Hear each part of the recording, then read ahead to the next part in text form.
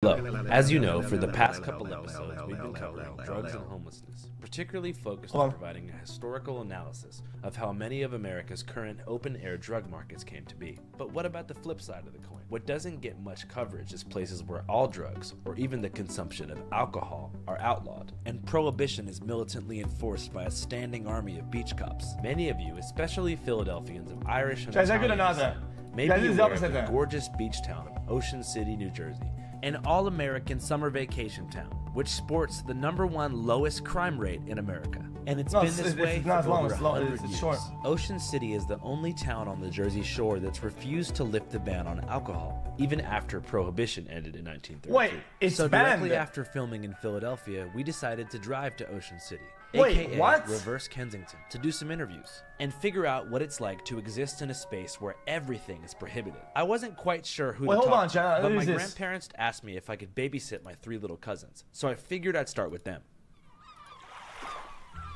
What do you guys want to do today? Let's go to Hoy's. Trampoline Go to park. Hoy's. What's Hoy's? It's a toy store, idiot. What do you guys want to buy there? Idiot, that's aggressive. I'm sorry. Yeah, really. How do you guys feel about Ocean City banning alcohol? I mean, that's my favorite, so it's tough. That's your favorite? Do you guys feel like you're missing out on some of the nightlife, being that you can't go out to bars here and stuff? Yes. Yeah. Okay, let's just go. Okay. So you guys have never drank before, right? I drank. I drank. I Red Bull, I was drinking. And I threw up that night. You drank a Red Bull, Sean? Yeah, once at my friend's house. How'd it make you feel? I don't know. What the heck? Like, this is the only town on the whole Jersey Shore where you can't go to a bar? I'm peeing on that car. What's up with that? So we can get anything we want? Yeah, whatever you want. Just don't get lost. I'll take all these. Oh, can you give me AirPods? Yeah, sure. Oh, great. Maybe or not. Are you actually? Yeah, whatever you guys want to get. Are you actually gonna get Ooh, Yeah, whatever. whatever I want. Anything you want. This is why you're my favorite cousin. Thanks. Before we check out, though, I gotta do a monologue about Prohibition. Yeah, and Prohibition. In 1919, America made alcohol illegal nationwide. Hey, I don't really care. But why? I don't care. To be us. Let's go. okay. I don't even know what to get. All this stuff's for kids. I need a beer. Oh, it's regulated, right? I'm not getting a puzzle. I don't have that kind of attention You don't span. like puzzles? No, Neither I do don't have the time. Yeah, he's famous, Stevie. Think better for him. Look at that receipt. It's all worth it for family. You guys help me carry some of this stuff? I got you. Thank you guys so That much. is like a How's it Mr. going? Beast video, but like the TVU version. $400. After leaving Hoy's, I felt conflicted. On one hand, it was nice This to is treat my Broke Beast, cousins then. to a fantastic afternoon. But on the other hand, they didn't know much Mr. about the Cover. history of Ocean City. Obviously. So I decided to drive to the boardwalk in the epicenter of town to start this report all over. It's Ocean City, New Jersey, a coastal resort full of Philadelphia families, once called the happiest place in America.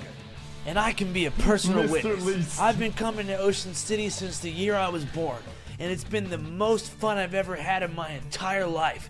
It's been freaking awesome. No, but seriously, from the hermit crabs, to the caramel corn, to soft serve Core Brothers ice cream, which always has the right amount of jimmies, To the amazing t-shirts they have for sale at a low price. Ocean City's the best. But now that I'm an adult looking back, you know what I realized? I've never ever seen anyone getting drunk in Ocean City in my entire life. And you know why? this place was founded with one rule: you can't be drinking. To get a better understanding of why Ocean City enacted this prohibition policy, I decided to catch up with Ocean City town historian Mr. Bill to get some answers. This is Ocean City, New Jersey, a historically dry town. It remains that way to this very day. The motto of the town, which was done in the early 1900s, is America's greatest Christian family resort.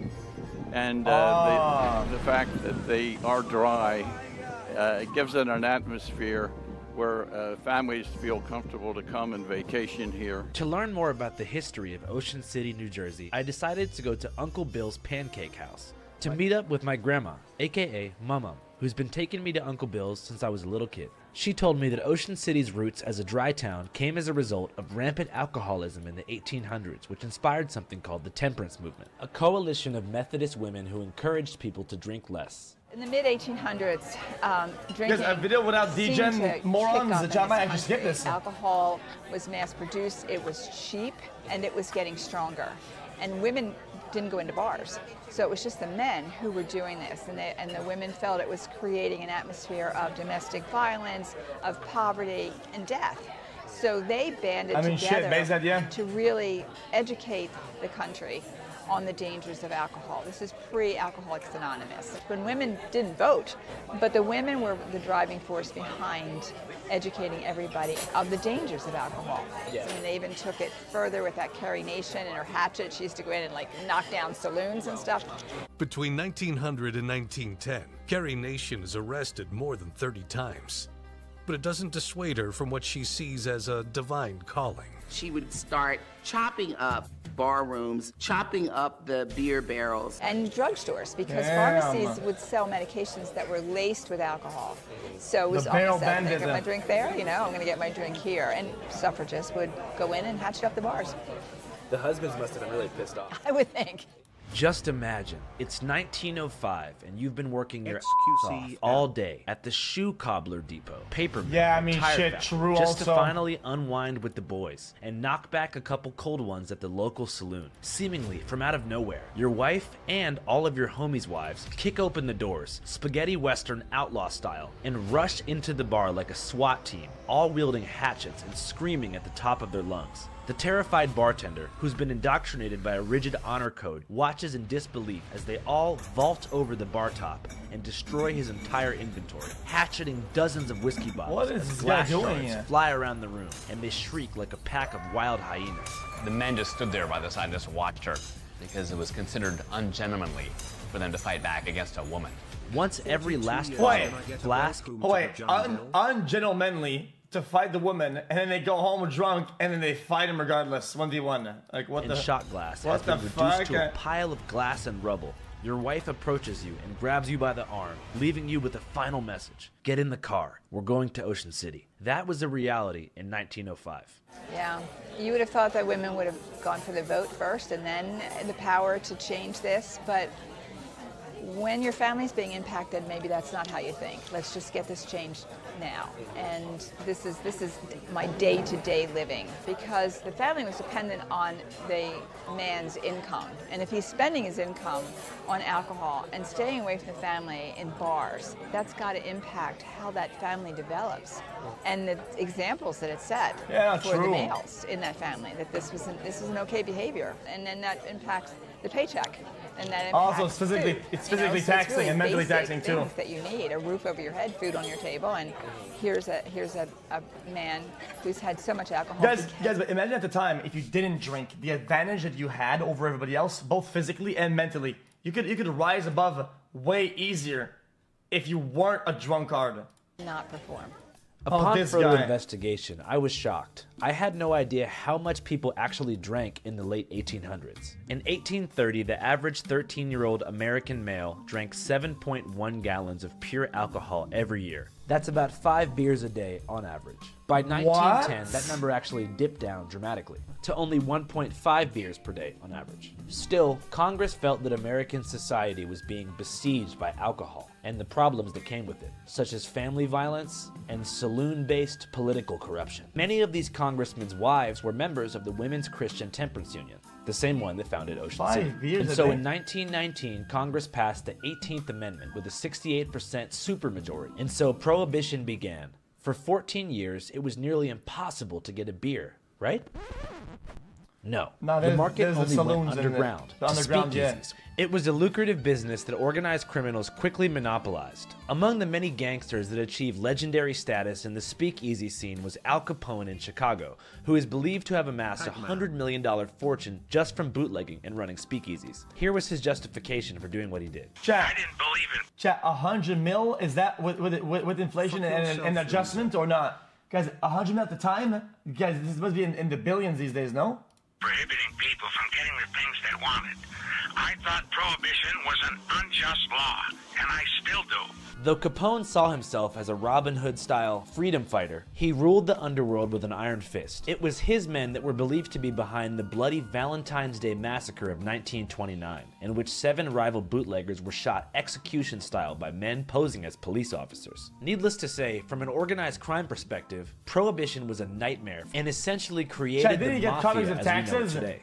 The word mafia much like the word cartel, is almost synonymously associated with evil, but they both began as opportunistic groups of mostly immigrants who looked to America for a better life and found fortunes by supplying our insatiable demand for booze and drugs. Needless to say, Prohibition backfired. Chat, And the by IRS 1930, Americans actually drank... Chat, it doesn't matter what you who do you think is the boss. The IRS is always the final boss. Real more shit. alcohol than they did IRS before is the without final boss Not of to all mention, bosses. the stock market crashed abruptly in 1929.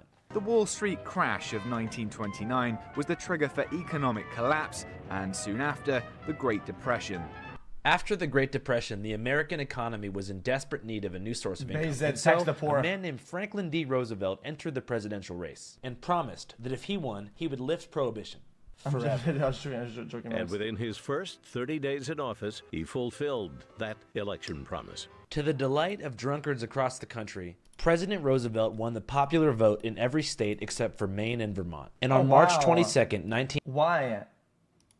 Guys, what's up with those states? Oh, because they're like Canadian, pretty much. Except for Maine and Vermont. And on March 22nd, 1933, FDR signed the Beer and Wine Revenue Act, legalizing and federally taxing the sale of alcohol, but that shall not exceed a concentration of 3.5%. Alcohol would generate a new source of income for the government after its 13-year absence. A source of new revenue amounting. Since 1933, American consumption of alcohol and the concentration of alcohol found in commonly sold alcoholic beverages has been on People are gonna buy alcohol so we get more revenue, but they'll be less productive, so we're gonna make less money. Huh? a steady increase. And the taxes placed on liquor, beer, and wine are one of the largest contributors to the U.S. government's federal revenue streams. It's estimated that in 2022, revenue from alcohol tax in the United States amounted to $10.2 billion US dollars. And alcohol-related advertising has permeated all facets of society, from sports all this to tax. music. Yeah, okay. Ciroc is for the culture. To higher education and beyond. Because we've spent quite a few of the past episodes discussing the adverse effects and deaths associated with drugs like fentanyl and trank, I think it's important to mention that in 2023, alcohol killed more Americans than all illicit drugs combined. Last year alone, over 136,000 Americans died from alcohol-related deaths, whether it be physical poisoning, vehicular crashes, or something else. And more than 6% of American adults self-reported as alcoholics. In the state of Wisconsin, actually, it's reported that over 17% of adult males are alcoholics. National statistics show that on average, Wisconsinites have 634 drinks per year. That's nearly 150 extra drinks than the national average. It's safe to say that excessive alcohol use has taken a huge toll on our society and hurt our economy to the tune of billions, in terms of loss in workplace productivity, healthcare expenses, property damage, and of course, criminal justice expenses. Dad! Yet we're programmed to treat binge drinking with a totally separate moral lens than, say, trank injecting, which is strange because alcohol does far more collective damage. In fact, the moral compass is actually sort of reversed. Yeah. For example, oftentimes when you see someone die from an illicit drug like fentanyl, heroin, or cocaine or something that's federally illegal, people often blame the... Yeah, whoa. Accessibility, guys, accessibility is a... he's right. Accessibility is a major... It's a major ignition for the problem, that it's so accessible, everybody can go anywhere and fucking drink. Right? So the other things are like, oh, make the other thing more accessible and more safe so people do it more. I mean, shit. Do you want other deaths to catch up, or do you want the whole thing to go down? I don't know what you want. The user. Oh, you knew what you were getting into. You shouldn't do you have want injected other or drugs smoked to catch up the rates, or what? Like, what are we doing if someone here? offered me these drugs, I'd tell them to take a hike. However, when it's alcohol and someone dies from an accidental alcohol poisoning or something like that, the common response is, what a tragedy. That person drank way too much. Never do people really consider the person to be stupid or just weak-willed for trying alcohol. And you don't hear much discourse criticizing alcohol as a substance or calling for the government to intervene and stop the flow of alcohol into the United States. Maybe because we all know it would... Okay. Listen. Guys, what state is this? Guys, what are these states now? What is this? What is guys? Again, guys, I hate to say, chat, a big reason, boredom. People that dude, what is there to do in those states? Not a lot of things, man. People get fucked up. Bro, they're bored as shit. There's nothing to do, man. I want to tell you. Will be useless. Our collective experience during Prohibition has left Americans with an implicit understanding that Prohibition does nothing to stop Americans' desire to drink alcohol. And so in contemporary conversations surrounding alcohol abuse, you don't ever hear people blaming individual cogs in the supply chain, like the cashier that works at the liquor store, or the United States federal government for incentivizing the advertisement of alcohol products to collect tax revenue, as being the cause of alcohol abuse. Perhaps we are indoctrinated consumers, or maybe we've learned over time that alcohol just isn't as harmful to the average person as, say, heroin or cocaine. I don't have the answers, but I do have a lot of questions. And to be clear, I'm not advocating for the prohibition of alcohol. I just think it's interesting to examine the societal biases that we have toward drugs that are taxed. Guys, it's a much more complicated, multi-layered problem that is ingrained in society that you cannot just say, oh, this or that. It has a multitude of cultural and societary norms, things into it, and on top of which there is very safe, quote, harmless consumption of that alcohol. Regulated and promoted by corporations versus drugs that are federally illegal and sold on the black market. Anyways, with all this in mind, I think it's great that places like Ocean City... Guys, because you're missing the point. Listen, it's just about harm rate. Like, let's say you have a scale, right? And the top of the scale over here, right? This is you dead, right? Dude, a glass of wine or whatever, right, is like here. You would expect your people to like be around reasonable enough as an adult to go to do like this, that, or this, or this, or this, or that. But people, I mean, some busters will do this. The problem with other drugs, right, is that you have your scale over here, and to get, this is also dead, okay? To get a buzz or a high, brother, you're jumping in increments of like fucking, oh, to get a buzz out of it is like here, bro. You're close, you know. It's just kind of how it is. I don't want to tell you. That's just what it is. City exist because nothing, and I mean nothing, is better than family. That's what it is. I think it helps to promote it as a family town, and it. Bro, I'm not a doctor. That's just what it is. I don't want me to tell you. It's been that way since the town was established. So there have been referendums to try to make it not a dry town, but they're usually overwhelmingly defeated. I voted against it. Ocean City resident Bob Hutchinson thinks an ordinance permitting BYOB service in Ocean City restaurants will Holy fuck! the town. I last pause, guys. Let's say people that did like painkillers, dude. They take one painkiller, 1.5, whatever. Okay, cool. That's how much it takes for them to get a buzz out of it. Bro, you take 3 or 4, there's a chance you're gonna die, dude. Depending on what you're taking, that's just what it is. There's this like town called Jersey Shore. The alcohol skill is a much higher. And I don't want this chat, dude. here. I'll just I Where's the bitch? Let's go. She's being a nuisance. People like the consistency of knowing that it's dry when they get there. When did you first come to Ocean City? I've been coming here, I lived here as a child. I went to elementary school and then moved away and have come back 50 years with the family. So that they know no matter where they are, whether it's Seattle or California or Miami, they come to Ocean City for 1 week in the summer and we all get together. And now it's 2 weeks and this year was a month. So. How do you think that the town would look different if there was like bars and taverns? I can't even picture it. It hasn't been that way ever. It would be, and it's not that you can't get a drink. I mean, you can leave the island and go anywhere you want and still get the seashore atmosphere, but I can't picture the town with bars or, too many years of coming here the same. Mama mentioned that off the island. Alright, guys, I got a link to our at the same time, chat. They said code red, so you gotta log in. Island, it was a totally different world. And I knew from personal experience that she was right. The night before our breakfast at Uncle Bill's, I did some undercover research in nearby towns to see what the heck was going on. First, I began in Atlantic City, only about 15 miles north of Ocean City. It was... You cannot convince me, chat. Guys, Atlantic City for me is like the sunken. It's Atlantis. So there. Not only were the Atlanta, casinos full of sad, hungry gamblers, but a homeless City, woman called me my a honky. brain will never my first time intake being that. called such a name. It's the sunken No, city. but in all seriousness, Atlantic City was a sprawling mess of decaying buildings, abandoned storefronts, liquor stores, sex shops, and bars. After Atlantic City, I went down to Sea Isle City to the south, to a bar called Shenanigans, and once again, pure and sheer degenerates. 20-year-old Americans with fake IDs, grinding, to the voice of Lil Yachty rapping the chorus to the song Broccoli, one of the worst songs ever created.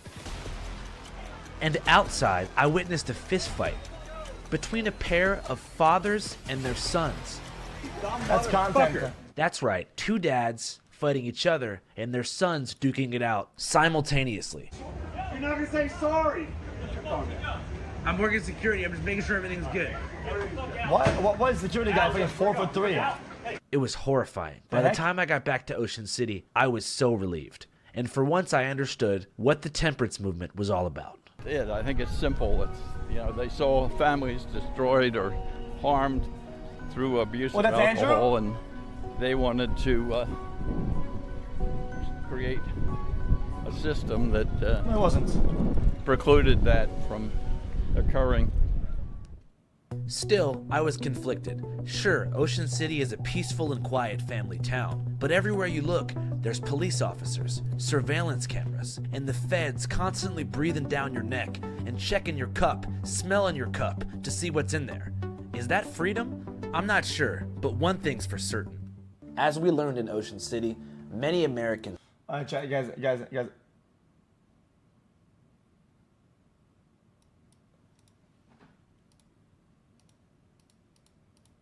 Wait, chat, is it glitch or did I lose Pryo?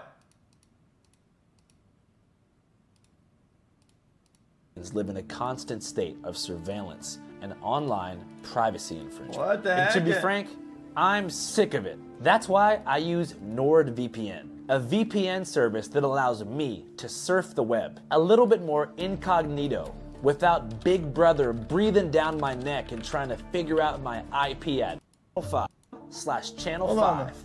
All right, chat, back to the beach.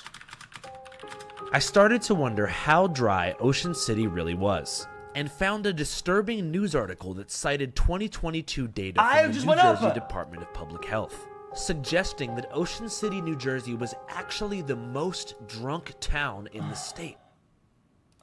Hold on.